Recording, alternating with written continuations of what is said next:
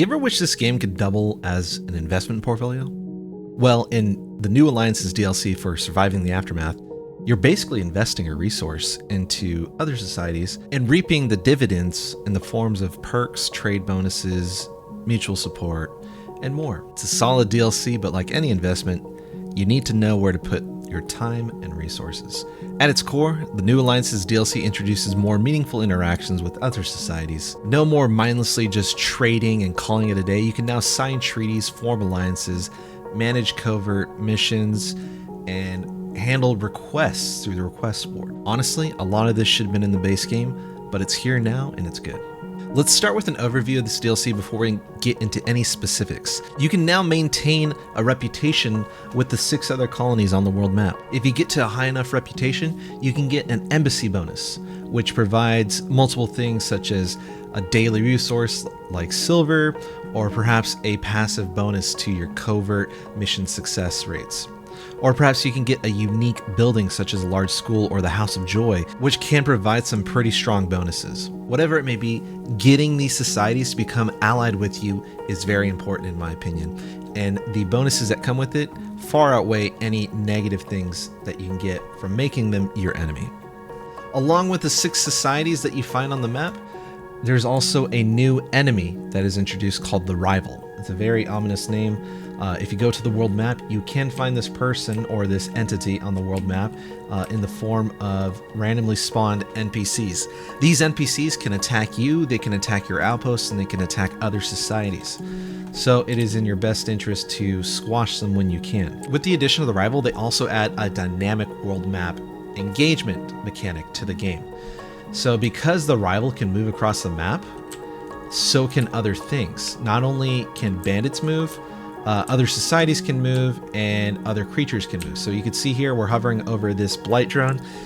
It says not aggressive, minor threat, and you can see its stats and where it's going in the next few days. Because it's not aggressive, it's not going to chase down a specialist if it's near here, but you can still fight this and get something from it. However, if you find something more aggressive, like say a Blight Queen, you can see it says aggressive major threat. If a specialist gets within range of this creature, and the exact range for me is personally not known, I think it's like 1 or 2 spaces around it, it will go after your specialist and it will fight to the death. And more likely than not, you know, with this thing doing that much damage and that much health, it's probably going to be a pretty hard fight for a single specialist. So do keep out for where your specialists are going on the map and where these aggressive creatures might be. You can actually increase reputation by a few ways. One of them is by trading with them. You can trade resources with societies, or you can buy certain resources that have the golden weight scale symbol. So if we bought this from them, if we bought all of it, we would get a 34.65 reputation from it, or they would round up to 35. But some societies will actually want you to sell them certain resources, and that will make them happy and gain reputation. In this case, it would be automatic rifles. We could sell them automatic rifles, and we can buy their resources, gaining even more reputation. But beware, if you see a item with the red weight scale, that would actually add negative reputation. You don't want to do that. So all this we would lose. We'd actually gain negative reputation. So it's not worth losing the reputation when there's so few ways of gaining reputation with societies. However, there is one building that is very unique that actually does gain reputation, and it is the school. And we'll be getting into these buildings later, along with the tier list of these buildings, because a lot of these buildings can provide some pretty good perks. It's in your best interest to handle these requests, because 1, you get reputation, and 2, you get all these nice rewards here. 500 silver is no laughing matter. If you fail a request, such as you didn't take out this bandit stronghold, you would actually lose reputation, as well as the Rival would gain reputation. And if the Rival gains enough reputation with these people, it's possible that they can start doing covert missions against you or side with the Rival. Obviously, you don't want that to happen. If you get the reputation high enough, you can get the allied status, and if you get enough allies, you can form the Federation. And if you form the Federation, you get a spoils of war. Basically, all covert actions stop, the Rival goes away, or reputation is no longer gained or lost via requests, so you cannot do any more requests. Now note here, you share this with other societies. Now some people might say, okay, well, I want to get the most share as possible. How do I do that? Well, you choose as many, or you choose as little allies as possible in order to meet the threshold. So you have to reach this population threshold in order to make the Federation, and that's where population comes into play. The higher the population, more the threshold is reached, but you can see here that we barely reached the threshold at 2,264 people. We probably needed about 1900 to 2,000 people in order to meet this, so you're probably going to need at least 3 or 4 societies. But it is a viable path to rush a federation with as few allies as possible in order to maximize the benefits of this spoils of war. However, I find the embassy bonuses far more worth than some spoils of war. Having a high percent birth rate, a house of joy, specialist attack, specialist action points, far more important. It's a far better advantage to gain these embassy bonuses. And taking a quick look at some of these embassy bonuses, you can actually build an embassy on your base. Now, all it is just, it's a building that represents the colony.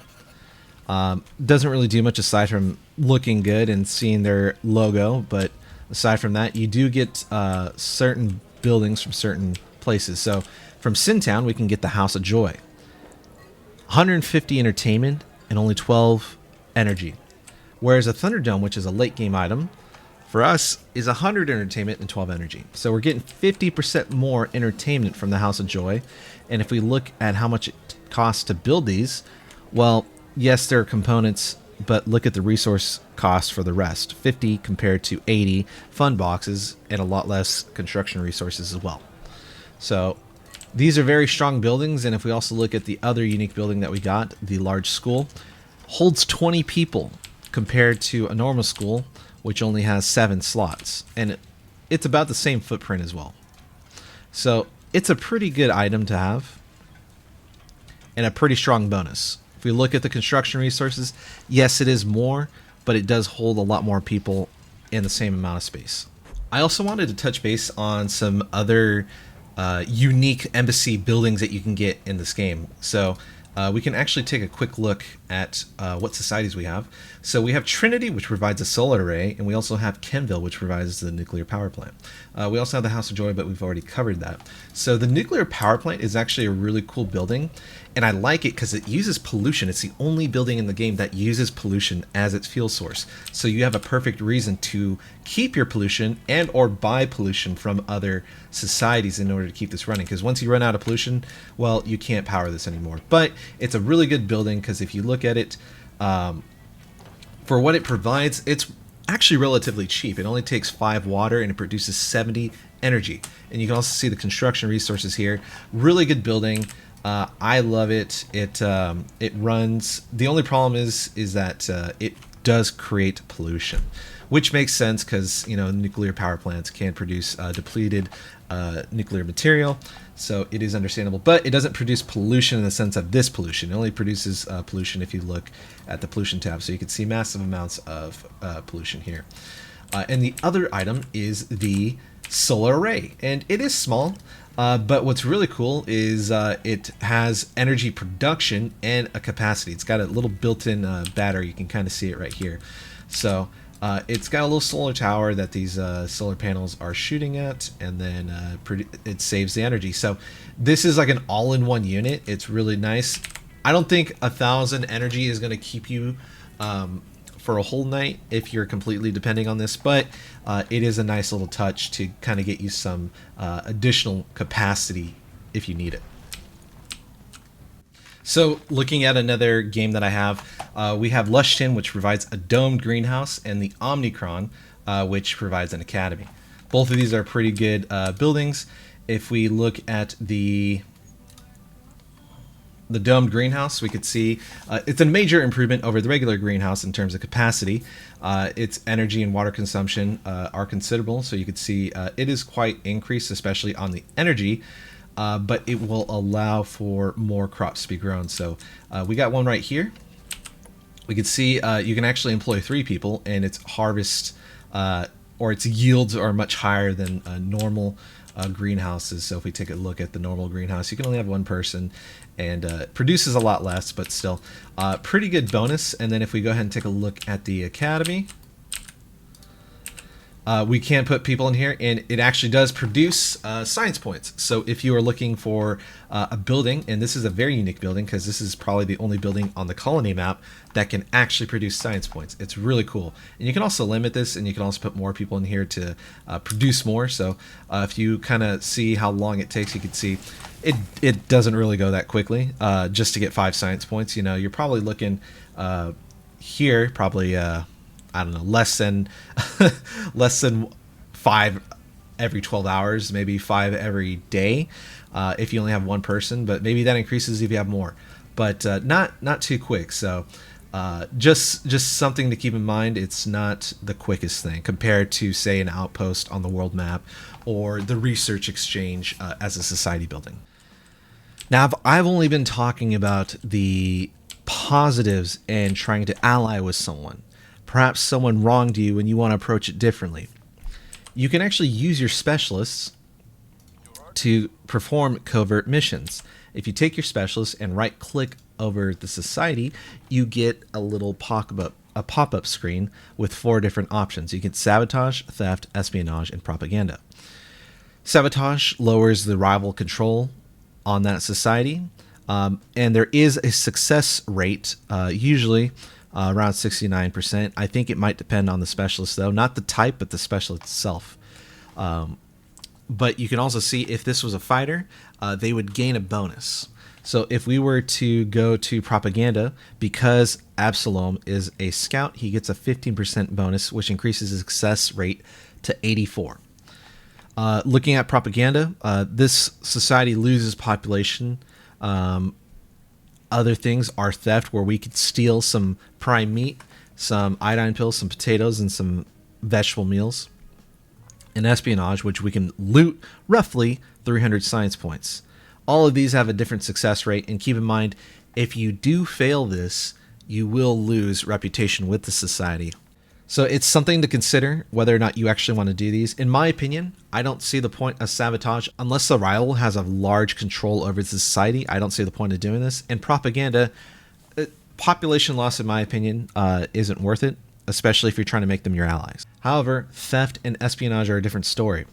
If you actually do need these resources pretty badly, it is a possible route to go through, but again, it does come with some risk.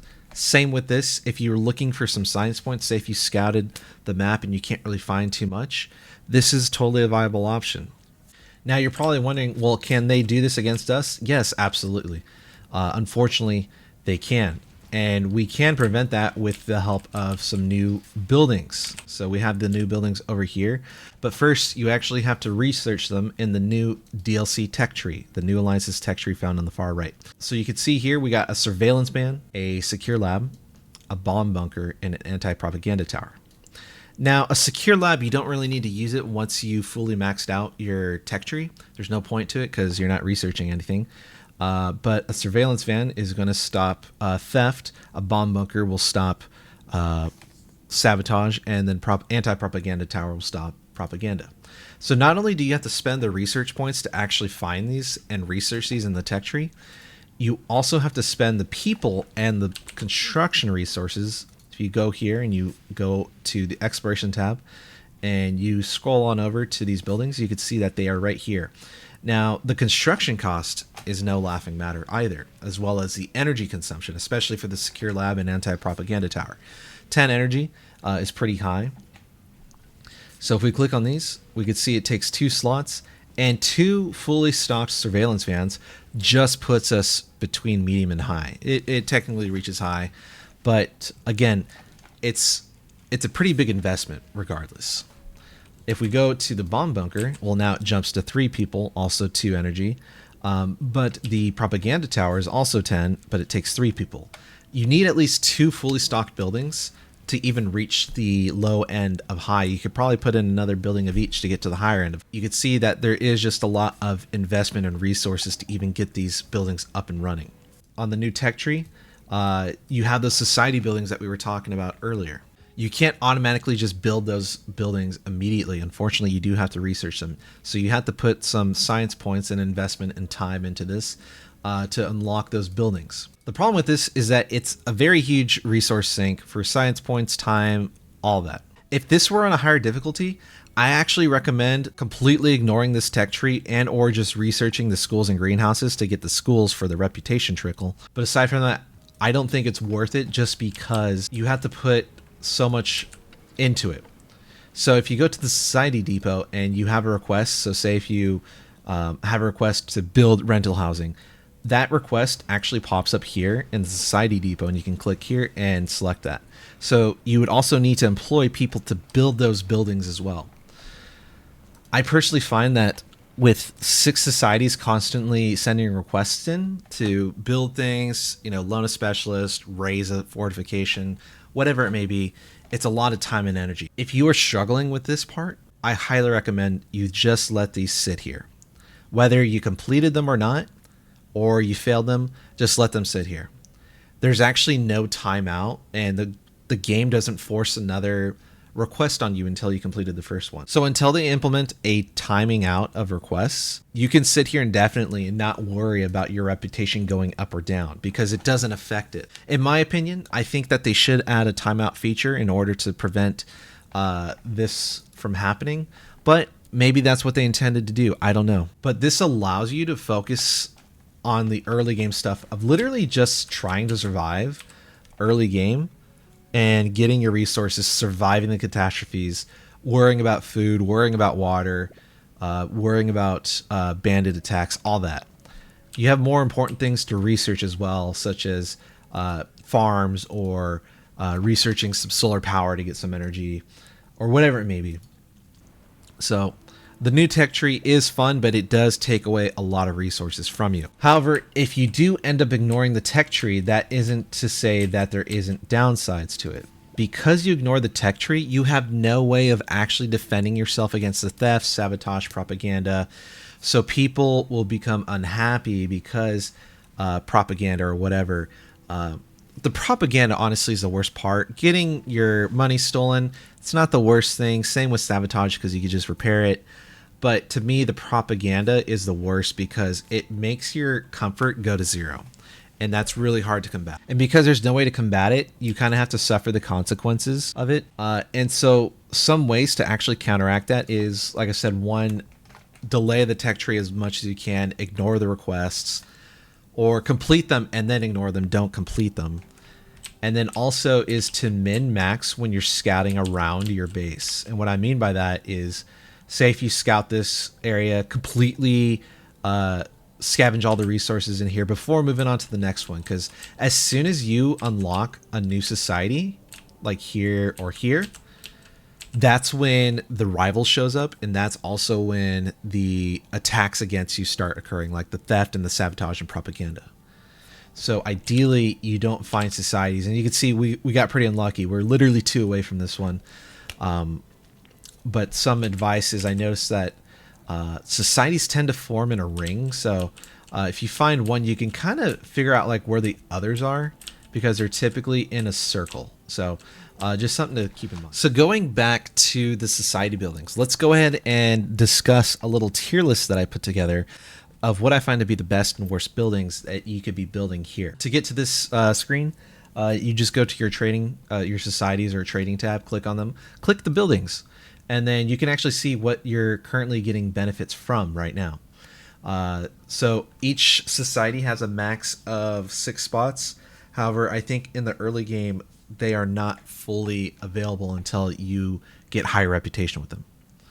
So I think you can only get 3 right off the... Starting off with the S tier, which is the best tier, the best building that you can get, is the school. You're probably wondering, okay, well, why the school? Well, we discussed earlier that there are only 3 ways of gaining reputation with people. One of them is completing the tasks or the requests. 2 is trading or selling the items that they want.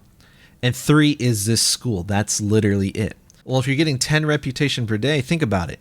If you're, mid to late game, day 150, 200, and you built this thing early game, you're pretty much going to be maxed out. Your reputation will be high enough that you can ally with them instantly, and you don't have to worry about the requests. That's a little path of victory right there. So if you think about it, you can ignore the requests, just build the school, gain your reputation by the school, and then buying or selling the resources that they want. You would never have to touch the tasks in the first place. This is technically the only thing that you need to win the other societies if it's placed early. Moving on to the A tier list, we have the greenhouse as well as the kitchen. As you can see, they provide the same thing, 2 population per day plus the additional trade resource. The population, in my opinion, depending on what you're going for, there are viable paths of rushing federations by doing population builds. But I personally don't like that. What I think is more important here is the additional trade resource added. This is a really big buff because it allows you to potentially find what you need in a pinch. So say if you are struggling to find a certain seed for crops, or if you really need some electronics or components, or maybe something simple like metal, having that possibility of that trade resource being there is a huge buff for you, because it can make or break your games. And the other A tier building is Tavern, 50 silver per day, and if you add this building to each society, that's 300 silver per day. You're going to be set on all your money needs, and you can constantly buy specialists when they show. Now keep in mind, certain buildings are limited to 1. So like the tavern, the greenhouse, you can see it says right here, limited to 1 per society. These are all, you can only build 1. So it's not like you can build 6 taverns on 1 society and get 300 gold per day per society. That would be actually really broken, because that's a lot of money. Moving on to the B tier, we have up next is the trading post. 30% trade convoy travel speed. Now, I think this is a misnomer or a typographical error. I don't think they actually mean the travel speed is reduced. I think they mean is the travel time is reduced. This is really good if you're consistently trading with societies, but it's also very niche. However, I do think most people should be trading with societies anyways, so that's why it is a B tier. And the other B tier building is Research Exchange. 20 science points per day. If you add it up, that's 120 with all 6 societies per day. The only reason why this is B tier is because it's not as good as, say, if you were to build this. This is providing me 40 science points per 12 hours, or 80 per day. That is far more than what I would get from a research exchange. Now, keep in mind, any bit helps, and more science points is better. Any downtime between researching techs is bad. So if you can get more science points, great. But what I'm trying to get at is that if they buff the amount that's coming from the research exchange from 20 to, say, at least 25 or 30, I could see that being higher. But right now, it's only at a B tier just because the points are so low compared to what you can get from a research outpost. Moving on to C tier. C tier, we have the rental housing. Rental housing provides 2 population per day plus 10 silver per day. I personally don't think that the population is good, but it can help form the Federation if you're rushing it. And the 10 silver is nice, but it is low. But I'd rather have a tavern than this building. But if you are going for an econ build, say if you wanted to focus mainly on just building buildings that provide money, this along with the tavern is pretty good. That's only 2 buildings, but still 60 silver per day from 1 society is going to be pretty nice. And up next is the nice housing, still in C tier, 3 population per day. This is the best building that you should build if you're looking for a Federation rush for population. This doesn't really provide too much else though. Up next is D tier, hotline, 50% less rival control from ignored requests. This can be good if you are actually trying to do requests, but you fail them. You can also just leave the request unanswered and never receive the negative. Again, I think that they should make it so requests are actually a problem and they time out, but until that's fixed, this is still a D tier. This could move up if that changes though. And then the other D tier is basements. Basements provides 1 population per day and 50% less population loss to bandit raids.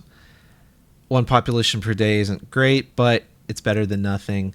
And then losing population to bandit raids, I've personally never seen bandits being a problem to NPC societies, even on 200% difficulty. But again, that's just me. So it's just my opinion, but perhaps you see things differently. And lastly, we have the F tier buildings, in my opinion, the worst ones.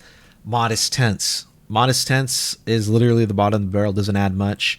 When other buildings exist that give population in something else. Like we were just talking about basements. At least that provides 50% less population on bandit raids. But this literally just provides 1 population per day, F tier.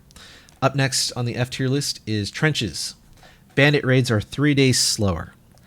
I personally don't see the benefit of this because bandit raids are never a time sensitive issue, aside from the rare request of stopping a raid, but they literally give you a ton of time to get over there. So I just don't see this being a viable thing. I don't see it being put into any build whatsoever. Up next is the gate fortifications, 50% less chance for bandit raids to succeed. Going back to what I've just been saying, bandit raids aren't really a problem to NPCs. If they buff bandit raids to be a problem to NPCs, I could see this moving up. I just don't see the impacts of it. I have yet to see an issue arise from bandit raids on NPCs. And then lastly, hospitals, 50% population loss to bandit raids. This is literally a worse version than basements. At least basements provide a population of 1 per day. I don't see any point in hospitals. And this sucks too, right? Because if you think about it, hospitals are supposed to be like a keystone tech because it's at the end. It's like literally the best thing that you can get. Like if you were to go here and you got all the way to the end of safety, medicine production, that's a huge thing, you know? Same thing with infrastructure. When you go all the way to infrastructure, large rotors, oh man, I got like the best energy producer. This should have been like the best building in the tech tree, but it's not. It's literally one of the worst, especially when basements are in the middle and they provide more things than the hospital provides. I feel like they need to change this to make it, if this made it so like healing speed was increased or something, that would be really strong. Or, you know, I don't know. But it just doesn't seem really strong. They need to buff this. So with that being said, you do only have 6 slots for building stuff. So something to keep in mind is because you have 6 slots, you have to be decisive on what you choose. Now you'll probably see some of these buildings in here like gate fortifications. Well, why is that there?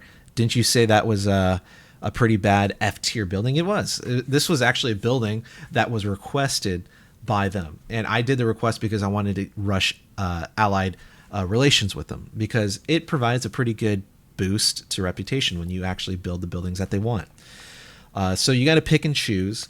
But if I were to, you know, make a perfect society, and unfortunately you actually can't get rid of these buildings. As much as I click them, you can't get rid of these buildings once they're set. But if I were to pick and choose the buildings that I could build, I would choose only the S, A, and B tier. And funny enough, that's actually the 6 buildings. It would be the research exchange, the trading post, the kitchen, the tavern, the greenhouse, and the school. All those buildings can fit in here, and you'd gain some pretty good buffs from each of those. Overall, I did really enjoy this DLC. I do wish it was part of the base game, as it seems like it was meant to be given since there are other societies on the world map, but they just didn't really do much. Aside from that, this DLC adds some really cool features, and I think it brings a lot to the table. And it adds dynamics that are sorely missed in the base game. If you're strapped for cash and you can only get 1 DLC, I think this one would be it. Well, that's all for this video. If you enjoyed this video, I greatly appreciate a like. And if you want to see more content like this, hit that subscribe button. I'll be dropping more Surviving the Aftermath content as well as other games. And as always, have a good one, and I'll see you next time.